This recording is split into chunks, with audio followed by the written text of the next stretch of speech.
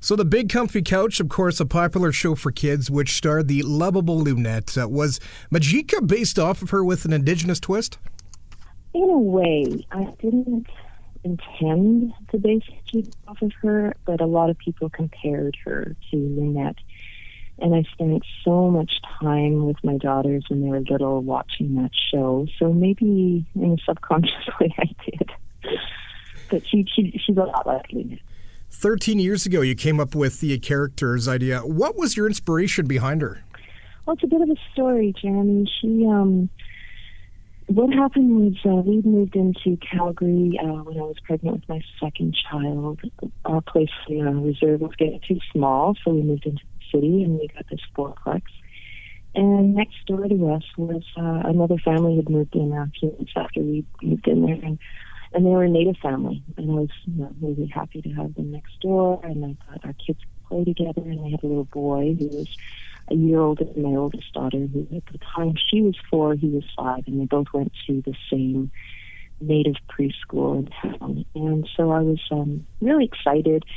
And he was an adorable child, and he used to come over to our house all the time and play with my kids. And he started showing signs of just little tiny red flags were going up for me when he was hungry a lot, and that was okay. That's a child thing, and I was always providing snacks and stuff. But then he started talking about little things that were happening next door, and his mom and daddy were angry all the time, and he didn't know why. And then I started hearing a lot of fighting happening next door.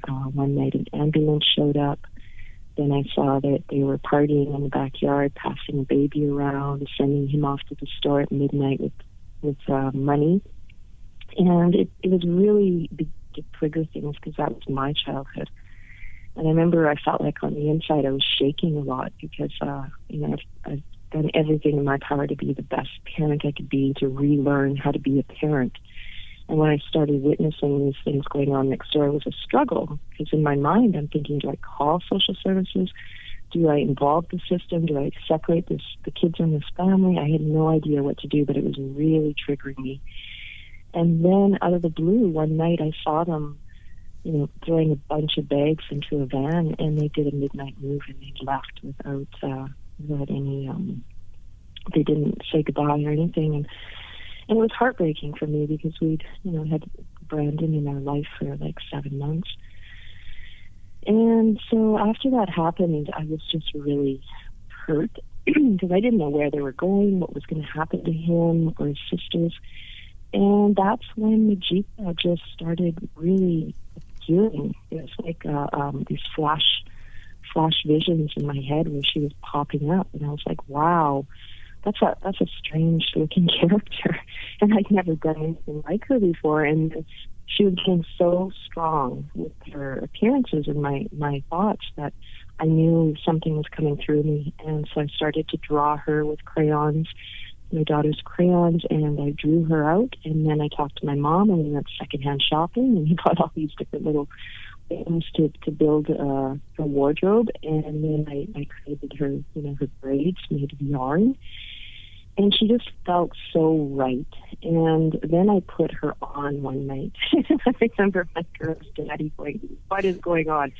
But she needed life. And then I called my daughter's preschool, which was called Medicine Wheel here in Calgary, and asked them if I could come and play. And that was the first time she really got to express herself. And then it turned into a full-on workshop. And after that, I started to reach out to other preschools. And then through the years, I've been through Head Start programs on different reserves all over Canada, preschool programs, and then started moving into transition houses with women who were fleeing abuse. And as I gave more life to this character, I started to realize that she was very much of a healing character. And then this whole other aspect came in, and a woman named Cheryl Oberg, who works at the Calgary Children's Hospital, she tracked me down and called me one day and said, my name's Cheryl. I am Sparkle, the therapeutic healing clown at the Calgary Children's Hospital, and I had a dream that an Aboriginal clown came to be, And it blew my mind. I was really... She sits on the Therapeutic Healing Clowns of Canada, and she said, I would love to train you. So she put me through some actual training to be a therapeutic healing clown. And then I decided, instead of bringing Majika into the hospital services, which is what therapeutic healing clowns do, that I would continue the work I was doing in the community. And I felt like that was the right thing to do. And so that's the backstory on Majika. And I've been, as I said, I've been touring with her for 13 years now, all over Canada. Actress Michelle Thrush on the show this afternoon. Michelle, I've known you for a few years now. Is it fair to say that if you weren't an actress, social work is something that you'd have loved to get back into a couple of years back? That was actually my very dream in life. When I was in high school here in Calgary, I was offered my first film at 17 in high school, and I went with the director. It was this film that was shot in Edmonton called Isaac Littlefeathers. And I remember the director saying to me, I'm going to give you this role because you've got some acting talent, and I want you to do this, but you have to promise me you'll never become an actress, because it's a tough business to be in, and I don't want you to ruin your life. And I was like, no, I'm never going to be an actress. I love it, and I love acting, but I'm going to be a social worker, and I'm going to work with children.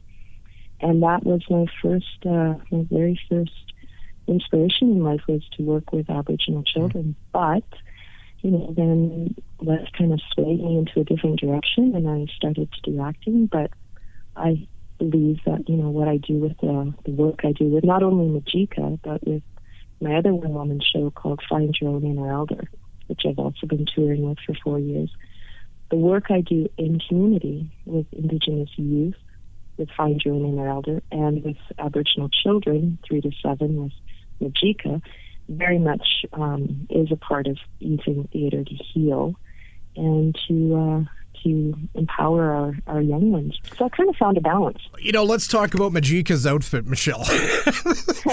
Tell us all about it and the work that you put into it. Well, the outfit that she wears now, I think it's about 8 years I've been wearing this particular outfit. But before that, she wore sort of a baggy, it was more like Lunette, actually. It was like a baggy sort of pants with the high socks and stuff. But now I'll focus on what I'm doing now with her. She's got a dress that I found at a secondhand store that has flowers on it, and then I sewed some little bugs on it. So there's like a ladybug and a butterfly that were buttons from a store I found, and a bee.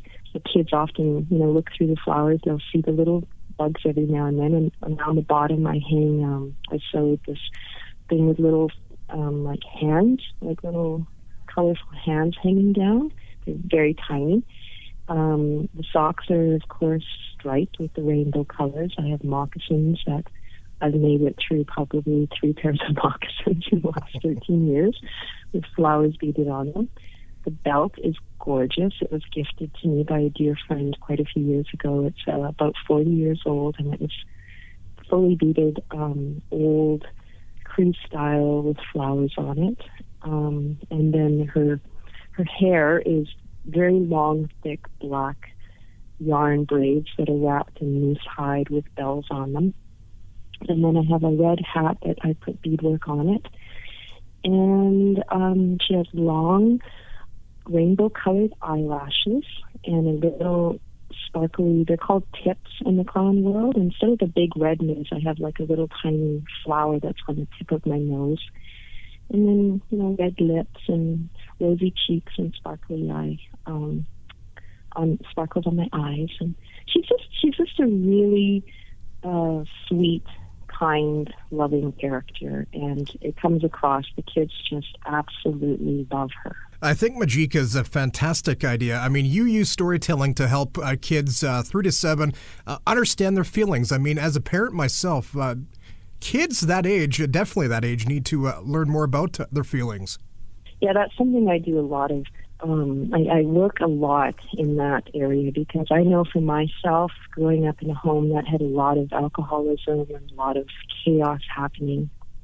And, you don't even need to have chaos in your home. The kids get shut down a lot. Yeah. And what I found for myself was growing up, I got told, wipe that smile off your face. What are you smiling at? Or, I was just given really negative messages about feeling. Mm-hmm. And I can tell walking into a community, I can tell how much pain is going on by working with the children, because I see a lot of kids sometimes that are really numb, and they don't want to have eye contact. They keep their eyes down. They don't laugh. They don't cry. They're just numb.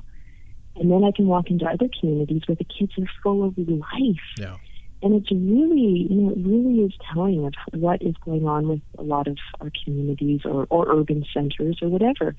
And so the work I do with feelings is, it's near the end of the workshop. It's the last third of the workshop. But I tell the children, I say, I've come here to talk about something that's really important, and it's about feelings. And we all have feelings. Do you have feelings? And then they put their little hands up, and yes, I do. And then I say, okay, I'm going to act out what I'm feeling right now, and I need you to tell me what that is. So then the first one I do is always the happy. So I jump up and down, and I giggle, and I'm so happy, and then I cry out, happy, happy.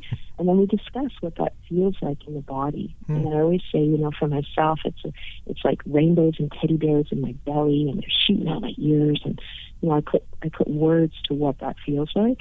And then we discuss that feeling and how I go down, because they're usually in a circle situation, but I go down and I look them in the eye and I say, I am so happy you're here today, and I think you're so beautiful. What does that make you feel like? And they're like, happy. And then we talk about that. And then the next one is the mads, and I'm really mad, and I stomp around, and then we talk about how that feels in our bodies, and how when I'm mad, I can't breathe right. So I get the kids to breathe with me really slowly to help me get rid of my mads. And we go through about 5 or 6 breathing in and letting it go. And then I talk about how you got to use your words, and you go up to your teacher and you say, right now I'm feeling mad, and I really need some time by myself to do some breathing. And, so that's discussing the mads. And then when we get to the sads, that, I do a clowning sad. So it's not like, too emotional for them, but it's very kind of silly, Majika sad, and I, my bottom lip pops out, and I talk about, and then I just sort of pretend to cry, and then I talk about how I was out on the school field, and someone came up and they said really mean words to me, and it hurt my feelings. And then we talk about how that feels when we say mean words to each other, or, sometimes mummies and daddies, say things that make us feel sad, and how we need to really use our words to express that right now I'm feeling really sad in my heart, and how I can get people around me to understand by using words that it's, this is what I'm feeling, and that I need to find somebody who's safe, and I need to ask for a hug to make my feelings better. So, and then we go through the shies and the loves, and how that feels in our bodies. And I think it's just really important work for not only, for the children, but for all the teachers and anyone who's working with the children, to be able to give them the space to be able to say what they're feeling in their bodies, to identify that, and to use their words. You traveled across Canadian classrooms bringing Majika to kids. Do you plan to visit Edmonton or area schools in the near future? I'm actually booking now.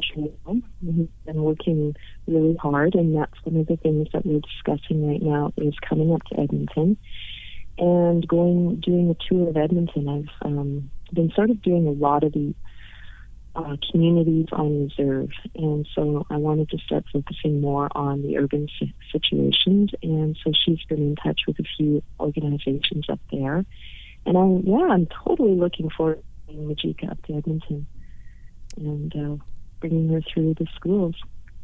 Majika, fantastic idea, Michelle. Thanks so much for doing this. Thanks for having me.